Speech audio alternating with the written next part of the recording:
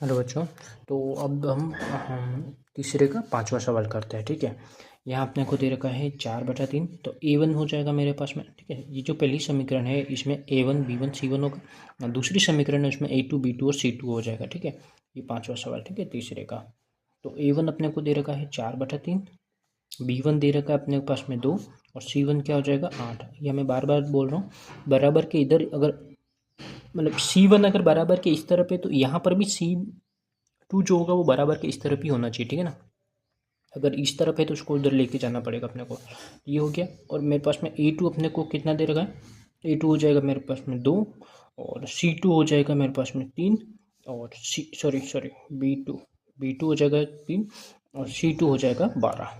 ठीक है, अब मैं यहाँ पे निकलूँगा A1/A2 तो कितना हो जाएगा 4/3/2। यहाँ बटे में संख्या है लेकिन इस पूरे के बटे की संख्या नीचे क्या मान लेंगे अपन 1। ठीक है, बराबर B1 कितना है 2, और ये कितना है 3, और C1 कितना है ये 8, और ये कितना है 12। ठीक है, C1/C2 से निकल गया। इसको थोड़ा सा अपन कैसे सॉल्व करते हैं, देखिए ये जो नीचे होता है इसको गुणा में बदल देते हैं, और ये जो 2/1 है तो ये 1/2 हो जाएगा। ठीक है, इस तरीके से इसको बदलते हैं।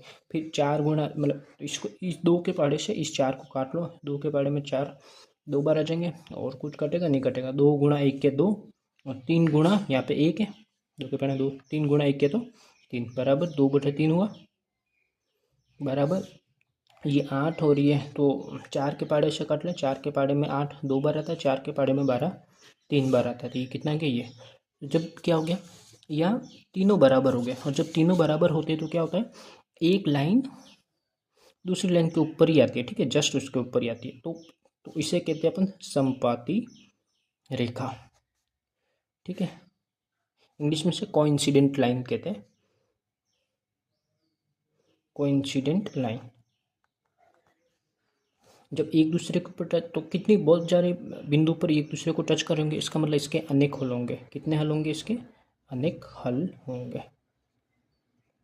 कंडीशन पता पड़ गई अपने को, क्या कंडीशन मिल रही है यहाँ पे, A1/A2 बराबर है B1/B2 बराबर है C1/C2। तो ये चारों चीज़ अपने को पता होना चाहिए। क्या, एक इसकी कंडीशन, पहली बात ये इसकी कंडीशन पता होनी चाहिए।